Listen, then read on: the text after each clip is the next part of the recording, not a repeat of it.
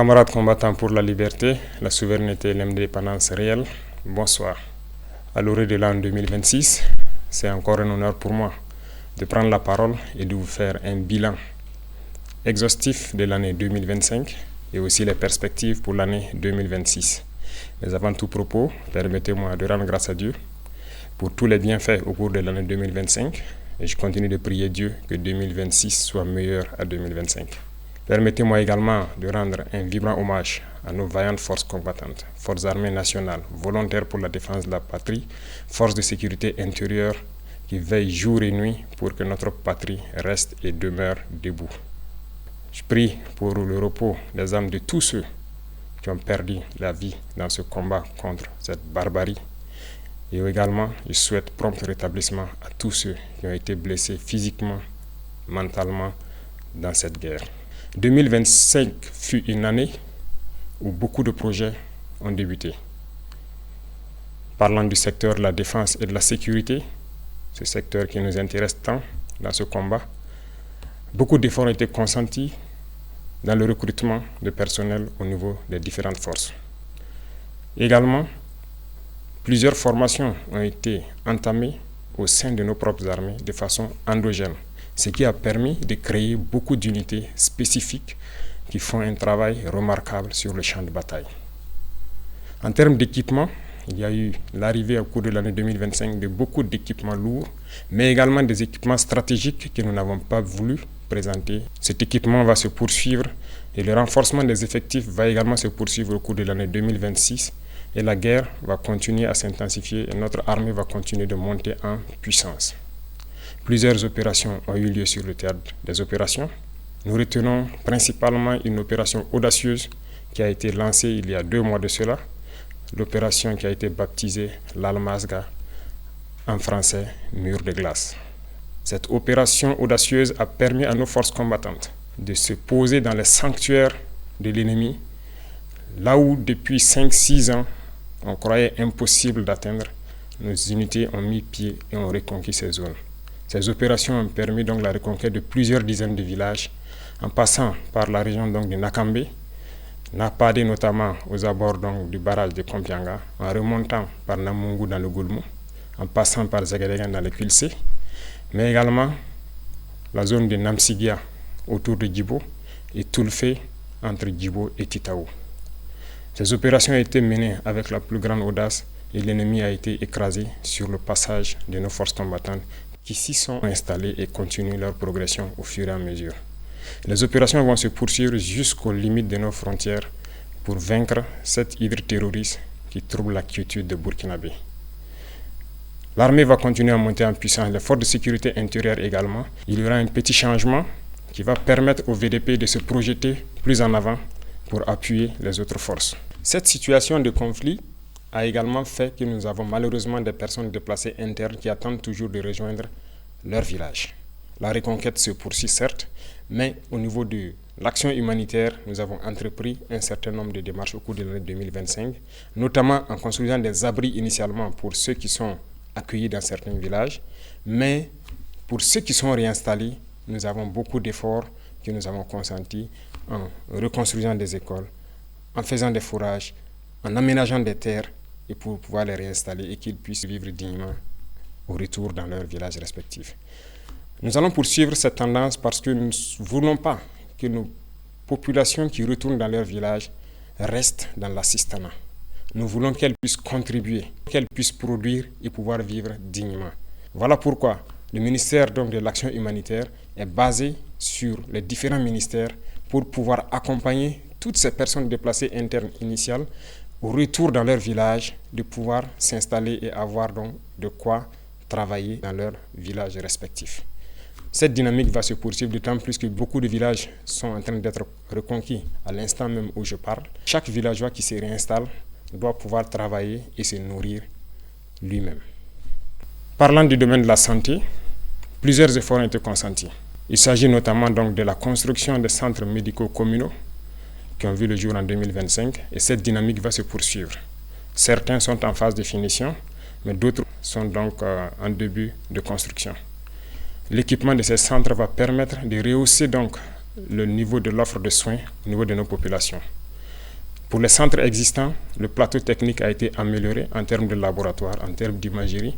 Ces offres de soins vont continuer de s'améliorer au profit de nos populations, mais également au profit donc des populations de nos pays voisins, parce que le nombre de patients venus des pays voisins a connu donc un accroissement considérable au cours de l'année 2025, dû principalement à notre politique de revoir à la baisse les coûts des prestations de santé. Nous allons poursuivre dans cette dynamique au cours de l'année 2026, avec la pose aussi des pierres de 9 centres de santé à l'image du centre de santé de Pala. Toutes ces infrastructures vont donc connaître un début en cours de l'année 2026. Dans le domaine de l'éducation, plusieurs projets ont eu lieu, notamment donc la mutation et la modernisation de nos structures éducatives, des constructions qui désormais vont aller en hauteur. Et donc, il y a un projet pour que 2026 soit le début effectif de l'implémentation de ce type de centres d'éducation tout au long de l'année et partout sur le territoire national. Vous savez bien que nous sommes dans une mutation pour amoindrir un peu l'effet de l'enseignement général et mettre l'accent sur l'enseignement technique et professionnel. Cette mutation est en cours. Beaucoup de lycées techniques et professionnels verront le jour, mais également très bien équipés pour pouvoir répondre aux besoins de développement de notre patrie. Du côté de nos étudiants, beaucoup de centres universitaires verront le jour donc au cours de l'année 2026, mais déjà en 2027, nous avons commencé la construction d'un certain nombre d'amphithéâtres et de bâtiments pédagogiques. Certains sont en phase de finition et d'autres finiront en 2026. Nous poursuivrons cette dynamique pour permettre à tous les centres universitaires, à toutes les universités, de pouvoir étudier de façon digne et aussi la modernisation en ce qui concerne l'Internet et l'éducation virtuelle va se poursuivre parce que nous venons d'acquérir donc un certain nombre de serveurs au profit uniquement des universités pour que les étudiants puissent avoir des bibliothèques en ligne et cette dynamique va se poursuivre. Les laboratoires vont continuer à monter en puissance et nous allons ainsi donner un espace à nos étudiants de faire des cours théoriques mais également de faire la pratique et de s'exprimer pour que petit à petit leur éducation passe d'une éducation théorique à une éducation pratique pour la production au profit de nos populations. Dans le domaine des infrastructures, beaucoup d'efforts ont été consentis. Au cours de l'année 2025, comme vous le savez, 4 régions ont bénéficié de leur brigade de construction des routes.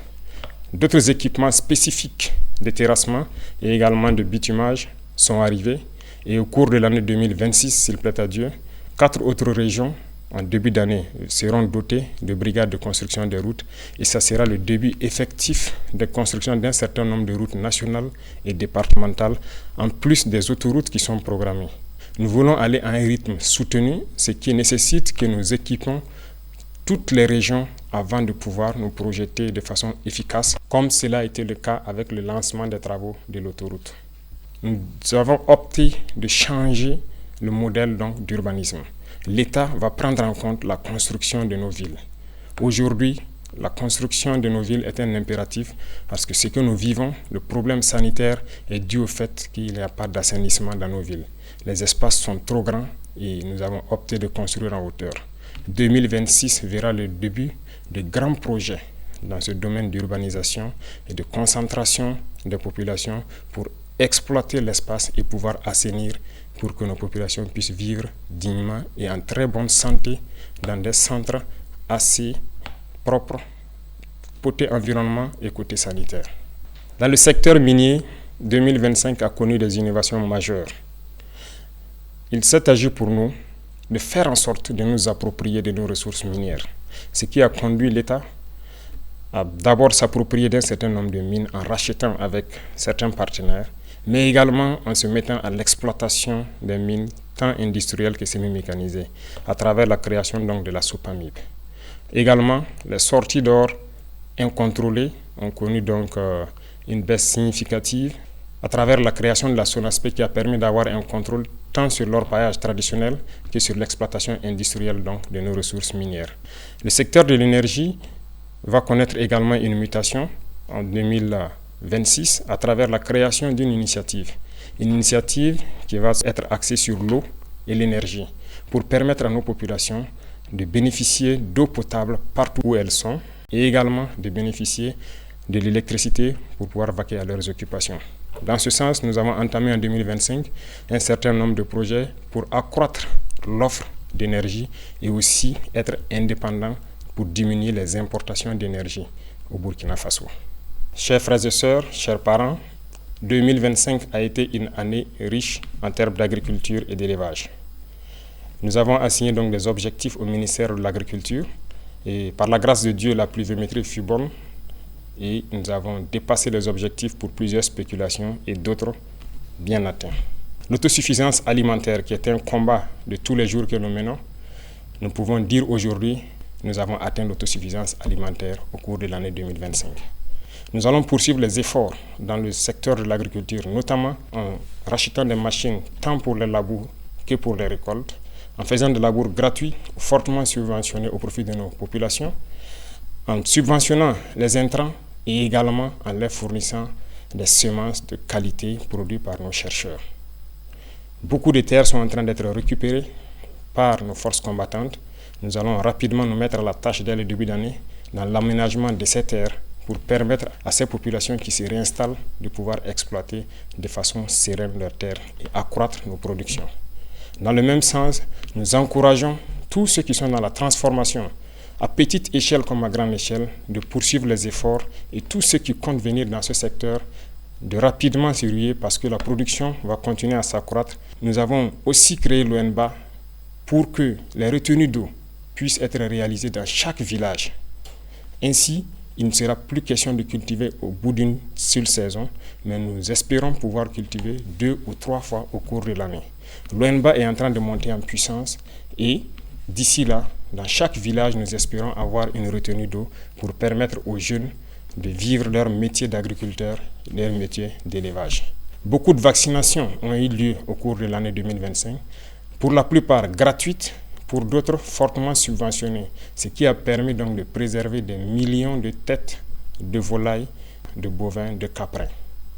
La pisciculture est en train de monter en puissance avec les cages flottantes qui sont installées un peu partout sur nos barrages, ce qui est une très bonne expérimentation qui a fait accroître la production piscicole du Burkina Faso et nous espérons que 2026 puisse être une année au cours de laquelle nous allons être suffisamment outillés pour atteindre l'autosuffisance et arrêter un tant soit peu l'importation de poissons d'eau douce au Burkina Faso.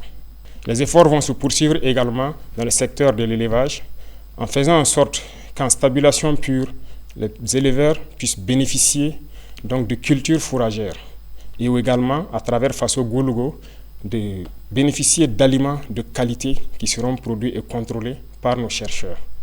Tout cela contribue donc à atteindre l'autosuffisance alimentaire, mais également à participer à la transformation de nos matières premières et en vue d'une exportation vers certains pays amis qui voudront bien s'approvisionner au Burkina Faso. Camarades, dans le domaine de l'économie, 2025 a été une année prolifique pour le Burkina Faso.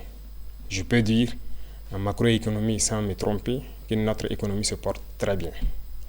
En témoigne, lorsque nous faisons le test d'aller sur le marché régional, de lever des fonds, nous sommes toujours au-delà de ce que nous espérons. Ce qui prouve la confiance des opérateurs économiques et de certains bailleurs africains au Burkina Faso. Nous allons poursuivre les efforts, tant dans le domaine des impôts, de la douane, mais également de la digitalisation des opérations pour diminuer le risque de fraude au niveau donc de notre économie. C'est dans ce sens qu'à partir de janvier, il sera lancé normalement la facture électronique certifiée qui doit permettre au commerce de pouvoir se faire sans corruption. Et cela permettra donc encore d'accroître les recettes de l'État et de pouvoir mener un commerce sain au profit donc de nos populations. Nous allons poursuivre les efforts dans le domaine de l'économie à travers une économie saine qui doit permettre à ce que les investissements soient structurants et continuent à diminuer les dépenses de fonctionnement au niveau de l'administration. Les efforts consentis au niveau de l'agriculture, au niveau de la défense et dans tous les secteurs des infrastructures, notamment en prenant en compte la construction de nos infrastructures nous-mêmes, permettent de faire beaucoup d'économies d'échelle. Dans le domaine de l'énergie et de l'eau, les initiatives qui vont venir doivent permettre également de faire des économies d'échelle et de pouvoir investir dans des secteurs structurants. Tout cela doit permettre à l'économie burkinabé de faire une avancée significative. En plus de cela, les ressources minières que nous allons exploiter par nous-mêmes maintenant va permettre en 2026 de faire un bond considérable en matière de PIB pour que le Burkina Faso puisse, dans un laps de temps, devenir une économie émergente à travers le monde. Dans le domaine donc de la culture, nous poursuivons les efforts, de sorte que nous revenons petit à petit à nos valeurs, à nos racines. Il n'y a que par cette manière que nous pourrons nous affirmer et développer notre nation. Je le dis parce que revenir à l'éducation technique et professionnelle et en combinant cela avec nos valeurs, nos connaissances endogènes, nous pouvons créer et innover à partir de ce qui existe et pouvoir arrêter un tant soit peu les importations d'un certain nombre de produits au Burkina Faso. Il y a beaucoup de savoirs endogènes qui permettent de transformer déjà nos matières premières. Il suffit d'ajouter de la science pour que cela puisse nous aider. Et la culture fait partie de tout cela et participe activement au développement de notre nation. Sur nos valeurs endogènes, nous allons mettre l'accent au niveau de nos écoles et des tout-petits. Parce que le Burkinabé, l'homme intègre, a des valeurs qui nous ont été léguées par nos ancêtres. Des valeurs d'honnêteté, des valeurs d'intégrité, des valeurs de dignité et des valeurs de patriotisme. Et tout cela pourra s'enseigner à travers la culture, aussi au niveau des tout-petits, pour que nous construisions le Burkinabé de demain. Beaucoup d'événements culturels ont eu lieu en 2025, mais en 2026 également, beaucoup d'événements culturels auront lieu et il y a des grands projets dans le domaine de la culture. Mais tout cela, comme je l'ai dit, doit être axé sur nos valeurs ancestrales endogènes qui doivent permettre de créer de nouveaux Burkinabés basés sur nos propres valeurs. Tout cela doit faire la différence avec le Burkinabé que l'impérialisme a voulu bien construire au Burkina Faso. Le Burkinabé nouveau doit être quelqu'un qui se départit de toute corruption et qui doit mettre la patrie au devant de tout ce qu'il fait. C'est à ce sens que nous pourrons vaincre ce terrorisme qui nous menace également aujourd'hui, mais également pouvoir développer de façon consistante tout ce que nous produisons ici et pouvoir être une nation puissante et émergente. 2025 a été une année d'industrialisation également. Beaucoup d'unités industrielles ont vu le jour, notamment dans la transformation de nos matières premières, et beaucoup de ces unités ont été accompagnées par l'État à travers le Fonds burkinabé de développement économique et social, mais aussi des banques étatiques. 2026 sera aussi une année industrielle beaucoup plus importante parce que nous avons beaucoup d'unités industrielles qui seront prêtes au cours de l'année 2026, mais également, comme vous pouvez le constater, nous avons accordé des financements à certains privés à travers donc des institutions étatiques et certains fonds nationaux pour les accompagner à la création d'unités industrielles qui doivent transformer nos matières premières essentiellement. Nous avons fusionné les fonds en 4 grands fonds qui doivent permettre d'aider tous ceux qui veulent entreprendre et qui ont un minimum dans le domaine principalement de la transformation et aussi de l'agriculture. Ces domaines sont très importants pour nous parce que c'est en produisant et en transformant ce que nous produisons que nous pouvons devenir une nation puissante. Et donc l'État, en transformant ces fonds, veut avoir une marge importante pour pouvoir aider tous ceux qui sont du privé et également les entreprises nationales, étatiques, qui doivent émerger en 2026 pour que cette transformation de nos matières premières soit une réalité. Également le domaine du coton, qui autrefois était exporté brut, la première unité industrielle sera prête en 2026 et nous allons continuer avec d'autres unités industrielles pour transformer notre coton. Ceci dit, tout ce qui est matière première que nous produisons, nous allons essayer autant que possible d'installer des unités industrielles pour la transformation et 2026 sera une année où nous allons avoir un budget important à injecter au niveau des fonds pour aider tous ceux qui ont des projets structurants dans ce domaine. Dans le domaine du sport, nous avons investi beaucoup à travers donc, le Bureau national des grands projets, également à travers le ministère au cours de l'année 2025. Un stade est en construction à Bobo-Dioulasso et qui doit finir en début 2026, mais également à travers toutes les régions, nous comptons créer des espaces pour permettre aux jeunes, premièrement, de faire du sport pour rester en bonne santé, pour faire en sorte que notre jeunesse ne soit pas oisive. Cela contribue à la santé physique mentale, mais également à la productivité de la jeunesse dans notre nation. Nous allons poursuivre les efforts dans ce sens au profit de la jeunesse et développer tous les types de sports qui puissent être développés au Burkina Faso et qui puissent faire en sorte que la jeunesse soit en cohésion parfaite.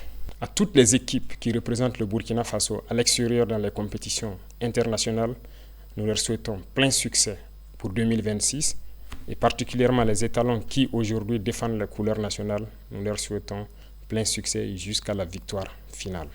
Camarades combattants, le domaine de la justice est un domaine qui nous tient à cœur. Aucune nation ne peut se développer dans l'injustice. L'injustice crée des tensions, crée des conflits et crée donc des problèmes au sein de la société. Voilà pourquoi nous nous sommes attaqués à ces phénomènes et nous avons restructuré totalement la justice au cours de l'année 2025. Cette restructuration va se poursuivre à travers donc le nouveau format du CSM qui intègre des personnels non magistrats, mais également nous voulons transformer totalement la manière de faire la justice. Et tout cela, je parlais de culture tantôt, nous avons décidé d'incorporer nos valeurs endogènes de gestion des conflits au sein de la justice. C'est ce qui donc a permis de prendre des textes pour intégrer donc la justice traditionnelle, c'est-à-dire le mode traditionnel de règlement de nos conflits. Il faut que nous revenions aux sources également dans ce domaine de la justice. Nous ne pouvons pas importer une justice et l'appliquer et espérer avoir la cohésion sociale. En intégrant donc nos valeurs ancestrales et en intégrant les personnes ressources pour le règlement de certains conflits, nous pensons que nous pouvons créer un espace de cohésion sociale fiable. En 2026, nous allons implémenter de façon physique sur le terrain ces différents tribunaux pour pouvoir régler la plupart des questions à l'amiable. Également, nous avons initié en 2025 le fait que les prisonniers puissent sortir, participer à la construction du pays. Ce n'était qu'une initiation. En 2026, nous allons faire en sorte que tous les prisonniers puissent connaître une reconversion.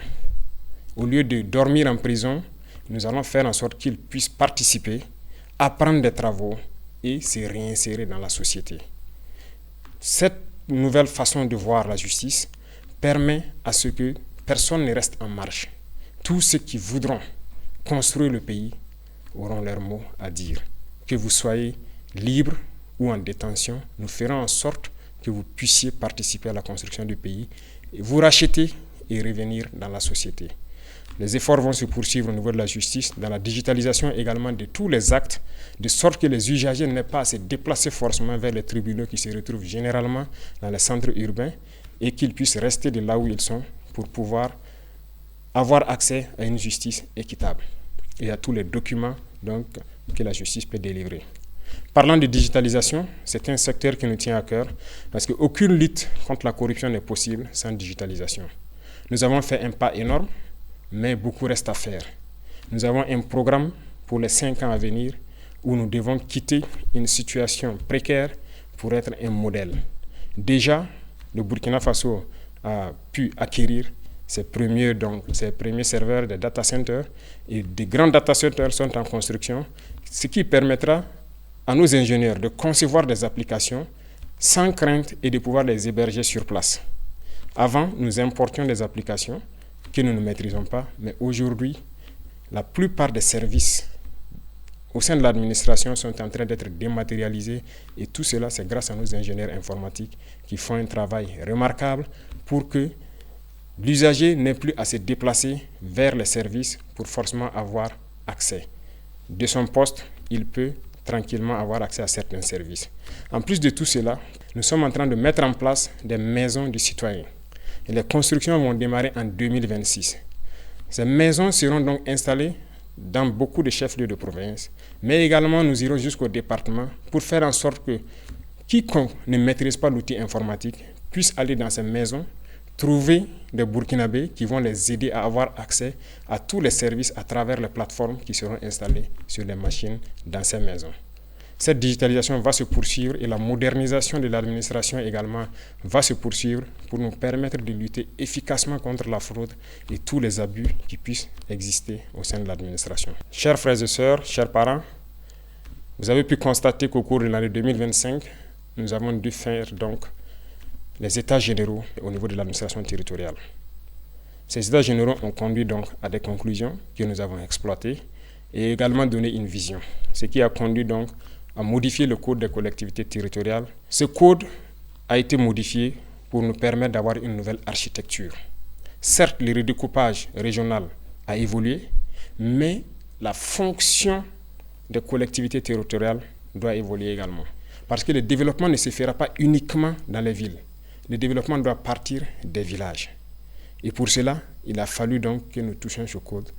Nous allons installer des PDS avec des missions assez claires qui seront évaluées et suivies par les préfets, de sorte que tout ce que nous avons comme vision en matière de développement, comme je l'ai cité tantôt, puisse commencer au niveau des villages, impliquer tous les villageois et ils seront notés et évalués en fonction de ce qu'ils vont faire dans les différentes collectivités.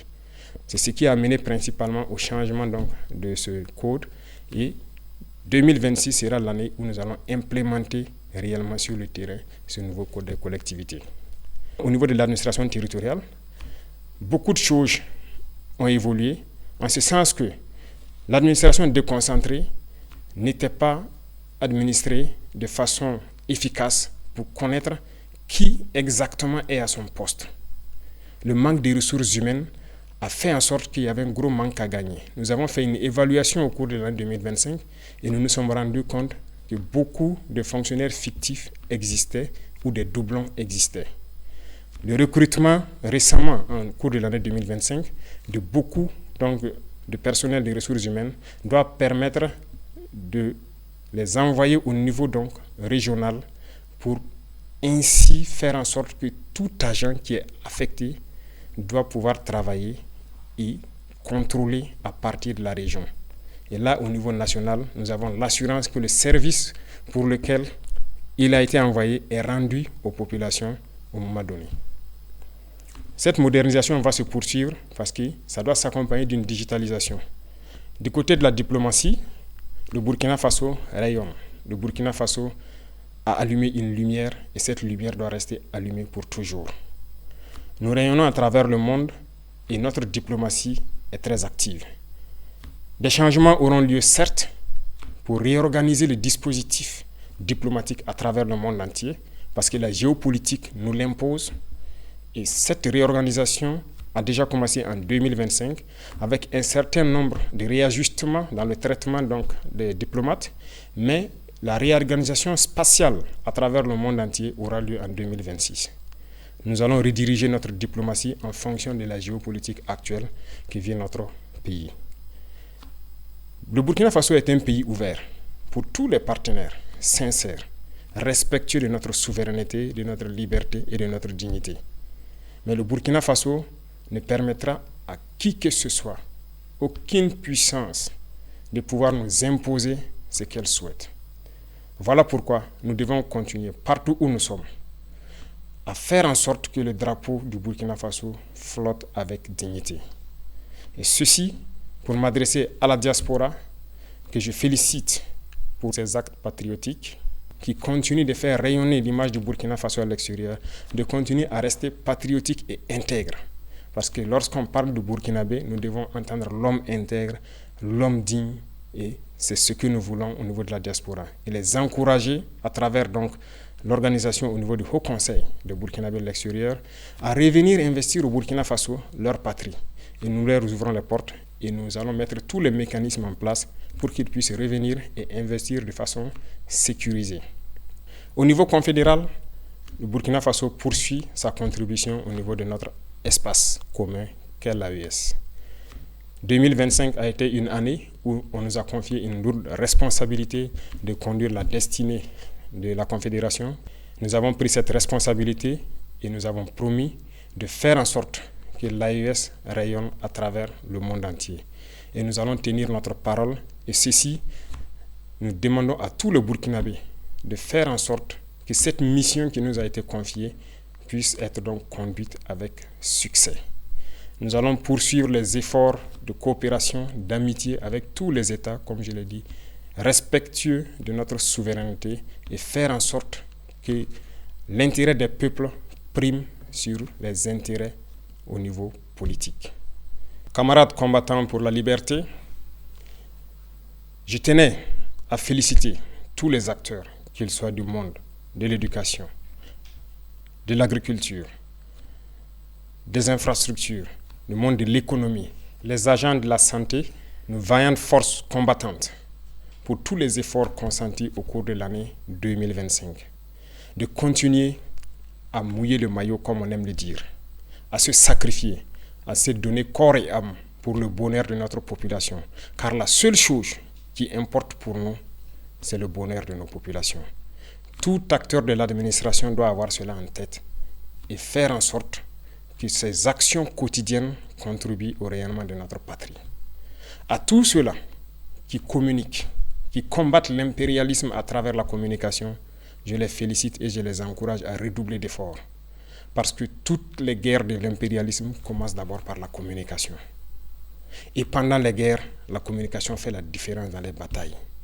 La communication est un maillon essentiel, est un maillon névralgique pour le succès des opérations. Poursuivez votre effort de communication, poursuivez votre effort à faire en sorte que leur désinformation ne puisse pas toucher nos populations. Je vous félicite parce que vous avez fait beaucoup d'efforts ces derniers temps en prouvant aux yeux de tout le monde que le Burkina Faso est debout. Et quand je parle d'acteurs de la communication, je parle du monde de la presse, qu'elle soit privée ou publique, et de tous ceux qui œuvrent à travers donc les médias sociaux à montrer une image saine du Burkina Faso. Et je remercie également tous ceux qui ont pris de leur temps, qui ont quitté l'extérieur, venir au Burkina Faso pour constater les réalités du Burkina Faso et qui ont pu le diffuser à travers leurs canaux pour faire comprendre à ces médias mensongers que ce qu'ils disent de notre patrie est totalement faux. Continuez dans ce sens parce que je le dis et j'insiste, la communication est un maillon névralgique dans le succès de notre lutte. Les révolutions passées n'ont pas abouti, nous connaissons les causes, mais nous ferons en sorte que cette révolution aboutisse pour le bonheur de nos populations. Le Burkinabé est intrinsèquement révolutionnaire. Voilà pourquoi toute la population doit mettre la main à la pâte, faire en sorte que la communication, l'intoxication et la désinformation de l'impérialisme ne passent pas. Pour tous ceux qui sont encore sceptiques, qui ne croient pas à la dynamique, je les invite à regarder un peu dans le rétroviseur. Dans le passé, il y a quelques années, comment était le Burkina Faso, à faire un mea culpa et voir exactement ce qui a été fait au bout de ces 3 années et rejoindre le bateau. Nous ne voulons pas exclure quelqu'un, mais comme nous l'avons dit, si quelqu'un ferme les yeux et refuse de voir le soleil, nous ne pouvons pas faire autrement que de le laisser en marche. Nous allons évoluer, nous allons continuer, nous allons poursuivre notre lutte. Le Burkina Faso vaincra, le terrorisme sera un passé et nous ferons en sorte que le visage du Burkina Faso qui est connu aujourd'hui, dans 5 ans, nous ne puissions pas le reconnaître. Bien sûr, le changement sera positif et nous devons le faire pour nos enfants, pour les générations à venir. Et ce combat est bien possible et il est déjà gagné. J'invite tout un chacun à redoubler d'efforts pour que 2026 soit meilleur que 2025. Vive le Burkina Faso, vive notre patrie libre, digne, intègre et prospère. Bonne et heureuse année 2026. La patrie ou la mort, nous vaincrons.